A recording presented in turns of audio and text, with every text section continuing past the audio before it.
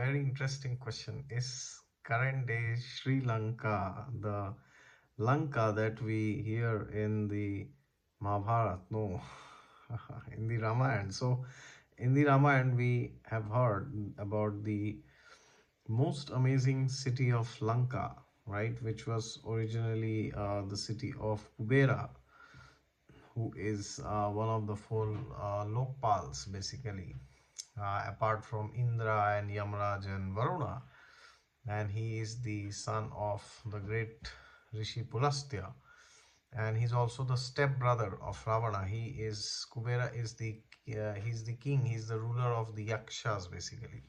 So the who are the Yakshas? Yakshas are they are a higher race. They are superior to the human beings, but they are inferior to the devatas, right? So they are somewhere in between. So the yakshas are generally good, but due to demoniac association, they can also sometimes behave like asuras, as they have done in the case of Dhruva Maharaj sometimes. But nonetheless, they are much more elevated than the human beings, and they are the descendants of Kubera, basically. And Kubera, he resided in the beautiful city of Lanka, which Ravana usurped from him later on, and then after Ravana's death, Vibhishan ruled Lanka. So many times we hear these stories like Lord Shiva stays in Kailash, and then you go to Kailash and you're searching where is Shiva. Then you think, oh, Ravana is, Kubera stayed in Lanka. So where is Kubera, right? So you have to understand that the Vedic scriptures, whenever they speak of something, it is based on dimensions primarily, right? Different dimensions, like higher dimensions. So, for example, if you say that Lord Shiva stays in Kailash, well, the thing is, there is a Kailash mountain in this realm of the world that we stay, which is known as Bhuloka. The earth is known as it's a part of the Bhuloka, which we will discuss some other time, which is the seventh planetary system from the top, right? So above this there are six planetary systems, and above and below the earth there are again seven, totaling it down to 14 planetary systems.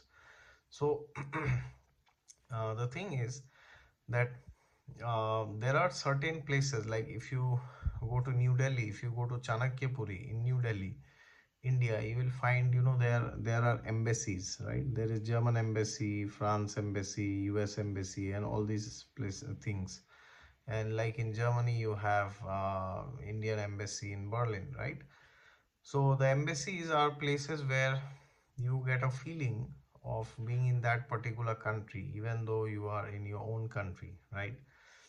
So therefore, within this Bhuloka also, there are many places where if you go, you can feel as if you are in that particular system, which is not a part of this system, right?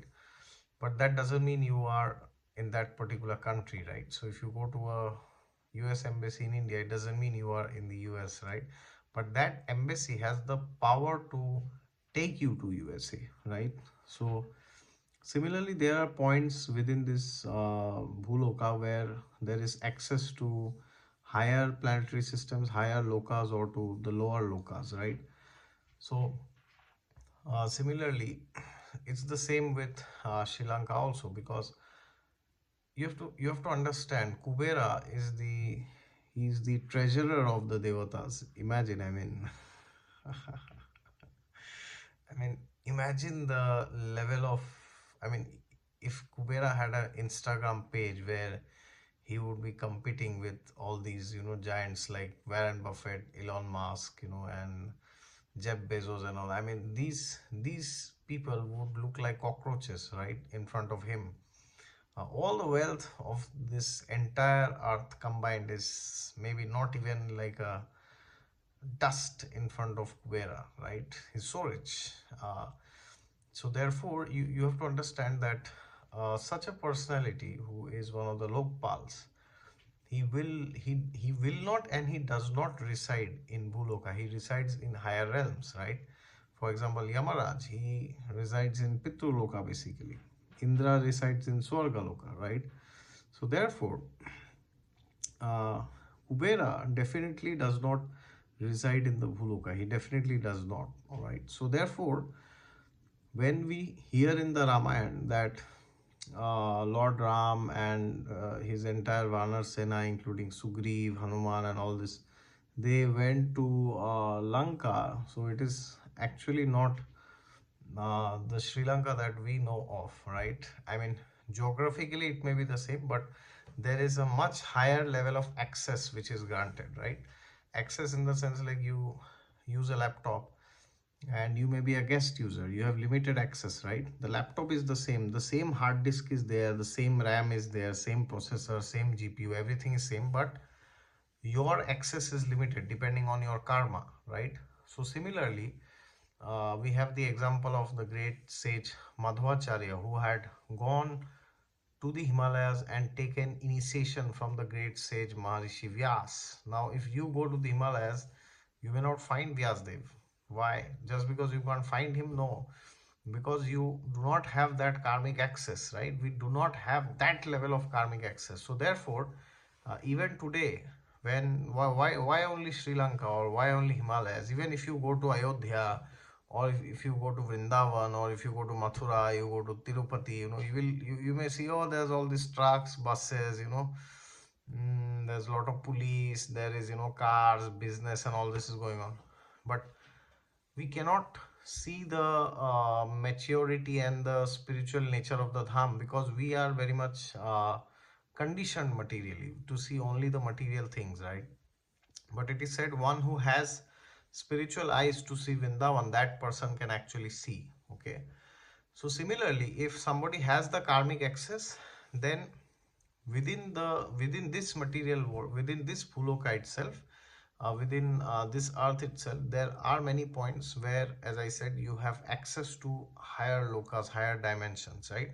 But in without that access, if we artificially try and you know go and keep digging in Sri Lanka what is there, using scientific tools, machines, or whatever, then you will not find anything. You will hardly find some historic evidence like this place is there, this happened, that happened. But we cannot access Lanka, or we cannot access Kailash Parvat, which is actually where Lord Shiva stays. It's not this Kailash that we have, right? In like this Bhuloka, it's not that. It is in a much higher realm. Okay, but if you have access, if you go there, you can see him, you can meet him, you can maybe talk with Lord Shiva, right?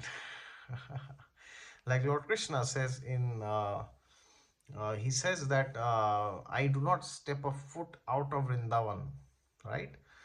So therefore, Krishna is always there. Even today, when you go to Vrindavan, Krishna is there, but you got to have that access. You need to have those eyes through which you can see him.